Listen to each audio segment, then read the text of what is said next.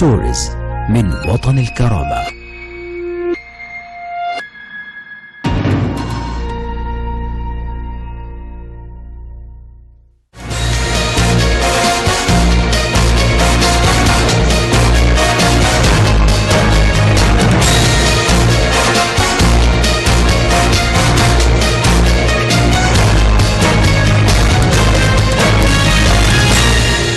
Hello, welcome to Watan Karama News Channel. It is 9 p.m. our time for top stories, and we start with the latest developments and news items from Libya.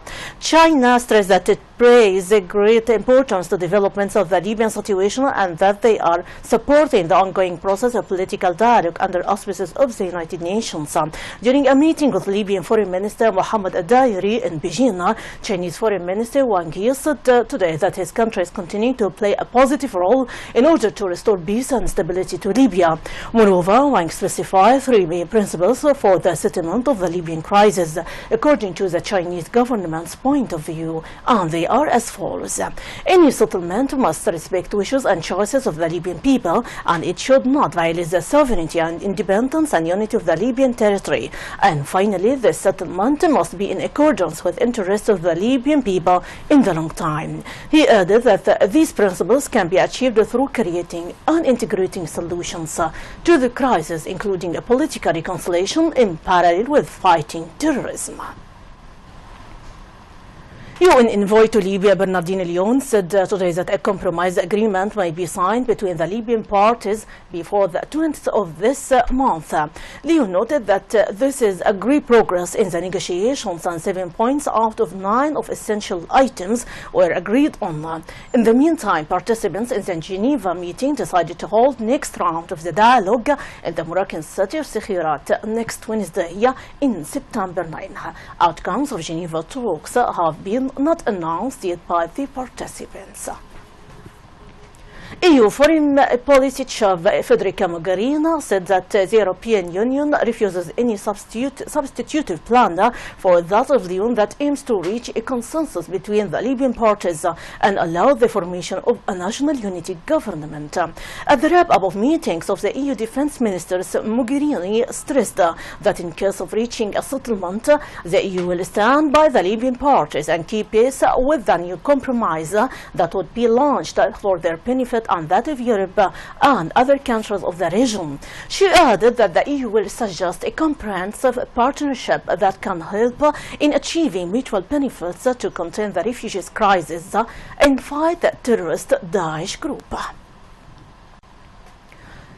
Candidate for presidency of National Unity Government, Fathi El-Jabri, stressed that his program is based on provision of guarantees to build a state of law and institutions in Libya. Megbari further says the priorities of this program consist in elimination of a possibility of the conflict returning to Libya, provide guarantees that realize emergence of the law rule and building of the state's institutions, as well as ending the transitional period by authorizing the permanent constitution. He also pointed out that the National Reconciliation Government can prevent a return to conflict, and at the same time it can be regarded as a prerequisite for ending the transitional phase by authorizing a fixed and permanent constitution. And now we transfer to other items and relating also to Libya. Field Commander of Tanks Battalion Number 204, Colonel Abdullah Shafi, said the battalion members in the cooperation of the military intelligence have taken control of Al-Hawari General Hospital and the headquarters of Philippine Company in Benghazi. Colonel Shafi noted that members of the battalion and intelligence succeeded to repel a surprise attack by terrorist Daesh group after they tried to take their positions behind the hospital. Moreover, he noted that the violence clash broke out with heavy and medium level weapons, killing at least 8 terrorist elements. And still about violence in Libya, a citizen was killed and 5 others were injured by targeting the residential neighborhoods in Benghazi during the past 4 days. A medical source in Al-Gala Hospital said that the hospital received the body of Maghareb Al-Hammali, who was shot in the head, and 5 others who were injured in the As-Salmani area of Benghazi. Regions and districts of Benghazi witnessed mortar shells 120 and missiles 1.5 that were launched randomly, resulting in hundreds of deaths and wounded civilians. Moreover, the incidents led to great material damage of private property and state facilities. And we transfer to another items about Prime Minister Abdullah al-Thani, who extended his condolences to the Kingdom of Bahrain on the martyrdom of 5 of its soldiers in Yemen. The message extended sincere condolences to the families of the soldiers and people of Bahrain.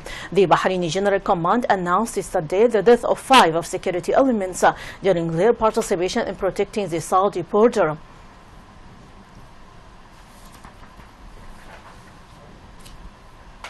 Now we transfer to the Arab arena, especially in Yemen, where planes from the United Arab Emirates struck Houthi targets across Yemen. State news agency WAM said today, a day after at least 60 soldiers from a Saudi-led coalition, mostly Emirates, were killed in an attack in central Yemen.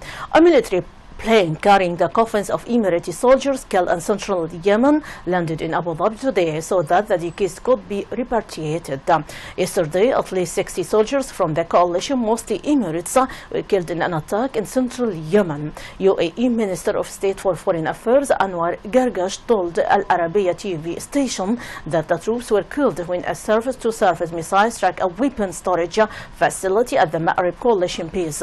Apart from 45 Emirates and 5 Bahrain's Saudi state-run Al Akhbariya TV reported today that 10 Saudi soldiers were also killed in the attack.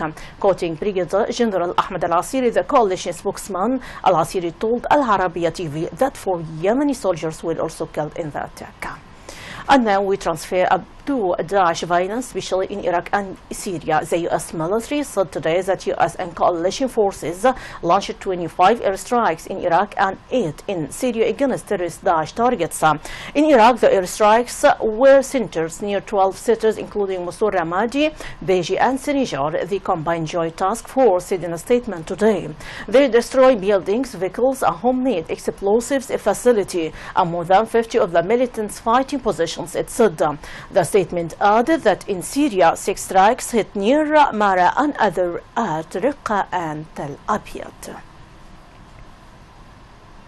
On to Afghanistan, at least 13 people were killed by gunmen who attacked a minibus in North Afghanistan today, local officials said today.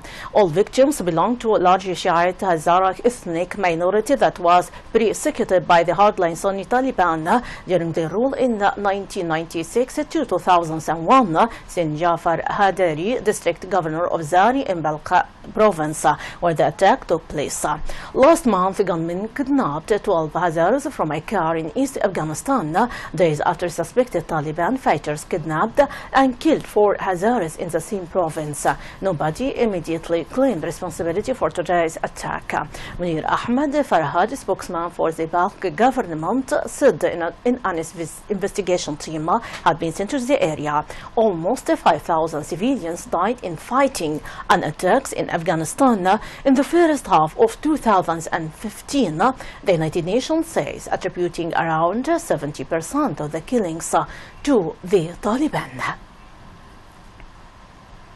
And finally, about the immigration crisis, the Hungarian foreign minister said today the transport of migrants from Hungary to the Austrian border highlighted the failure of the European Union's migration policy. Thousands of exhausted migrants streamed into Austria today, passed through the border by a Hungarian government.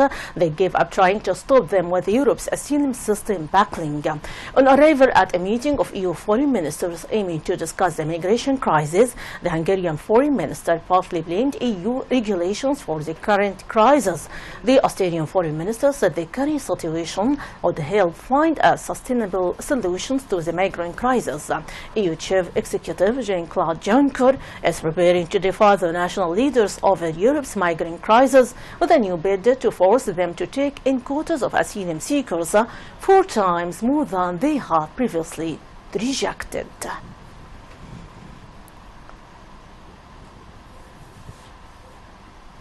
My audience, that is the wrap-up of our top stories for today. For much more, you can check our website www.watalkarama.tv. Thanks for being with us. See you next time. My greeting, Rانيا البليدى.